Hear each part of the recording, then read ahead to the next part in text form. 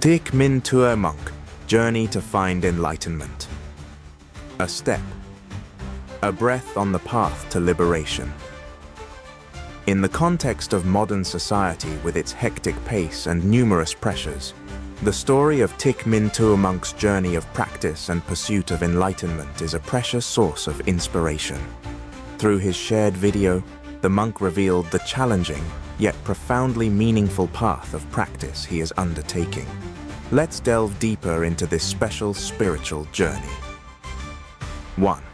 The practice of 13 Dhutanga practices, an austere path to purify body and mind. Thich Minh Tue monk shares that he is practicing the 13 Dhutanga practices. This is an ascetic method of practice in Buddhism, aimed at training willpower and purifying the practitioner's body and mind. The 13 Dhutanga practices include 1. Wearing robes made from discarded cloth, only wearing robes made from rags collected from trash piles. 2. Possessing only 3 robes, owning only 3 basic sets of robes. 3. Going for alms regularly, only eating food received from alms. 4. Not omitting any house while on alms round, going for alms house by house without discriminating between rich and poor. 5. Eating only 1 meal a day, having only 1 meal per day. 6. Eating only from the alms bowl, only eating food from the alms bowl. 7. Refusing food offered after the meal, declining food offered after one has finished eating. 8. Living in the forest, residing in secluded places far from villages. 9. Dwelling at the root of a tree, sleeping only under trees. 10. Living in the open air, sleeping outdoors without roof cover. 11. Living in a charnel ground, residing in cremation grounds. 12. Being satisfied with any lodging, accepting any seat offered. 13. Always sitting, never lying down, only sitting in meditation, not lying down. Practicing the 13 Dhutanga practices requires extraordinary will and determination.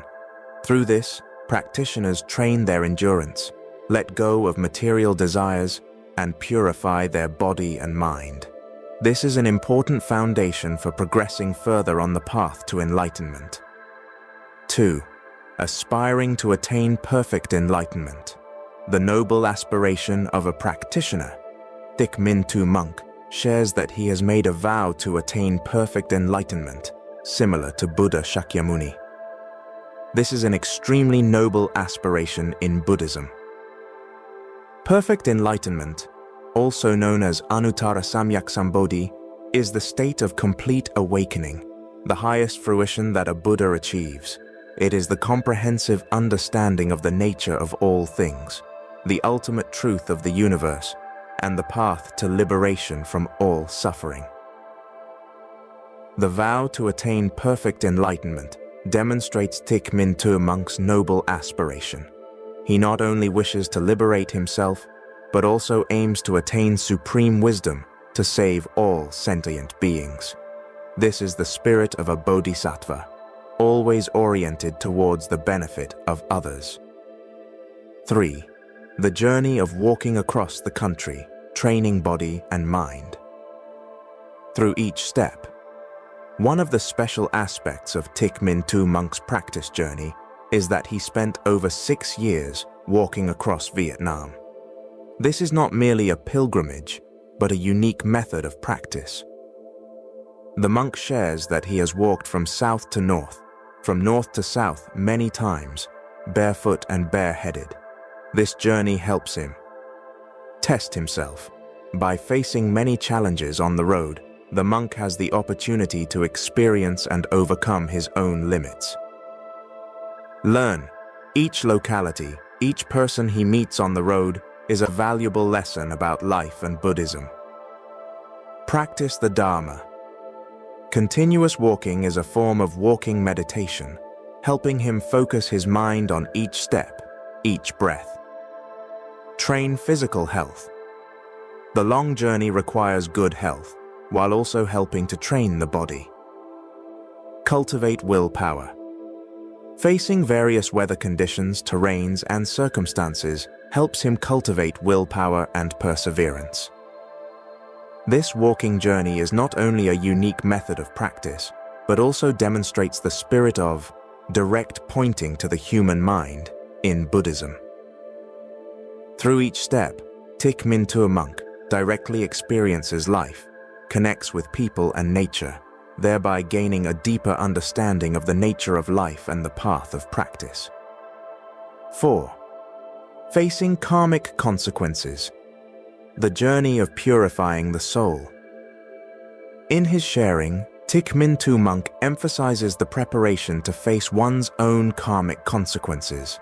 He believes that each person carries within themselves the karmic consequences that have been sown and cultivated over many lives and many kalpas.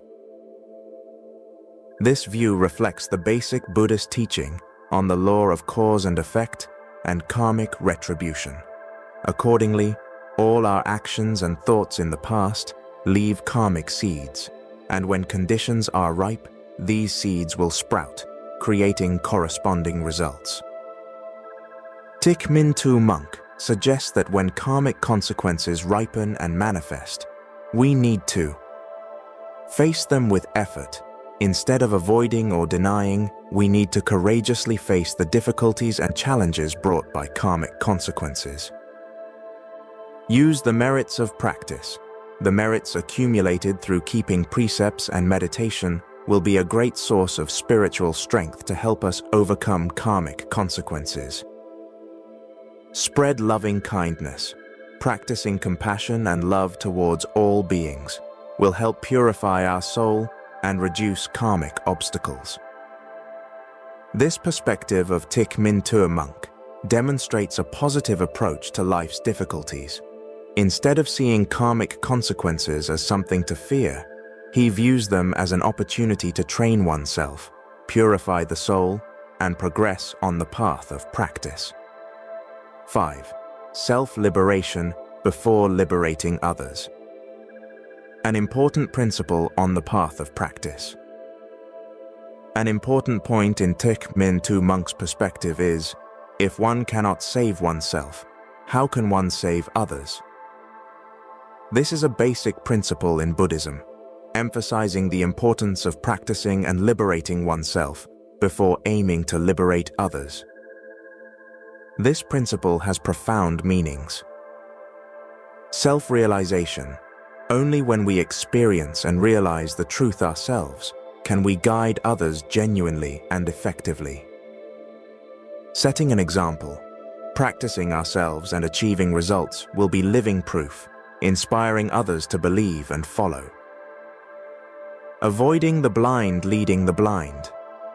If we have not liberated ourselves from afflictions, guiding others may lead to unnecessary mistakes. Accumulating wisdom and merit. The process of self-practice helps accumulate wisdom and merit, creating a solid foundation to help others more effectively in the future.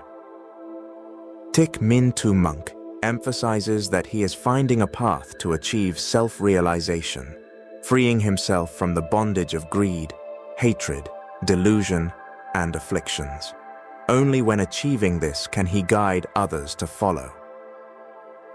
This perspective demonstrates the humility and high responsibility of a practitioner on the path of practice. It also reminds us that before wanting to change the world, we need to start by changing ourselves. 6.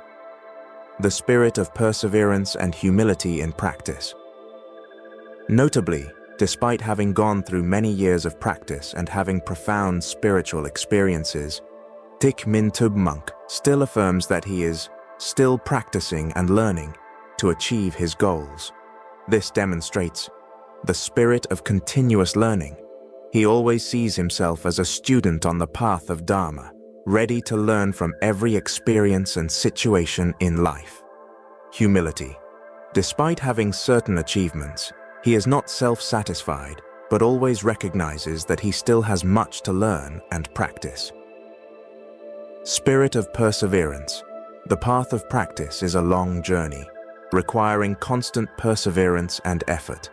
Thich Minh Tue monk has demonstrated this spirit through continuous practice and training. Respect for the teachings. Always considering himself as someone who is learning and practicing demonstrates deep respect for Buddhist teachings, recognizing that the path to enlightenment is a long and challenging journey.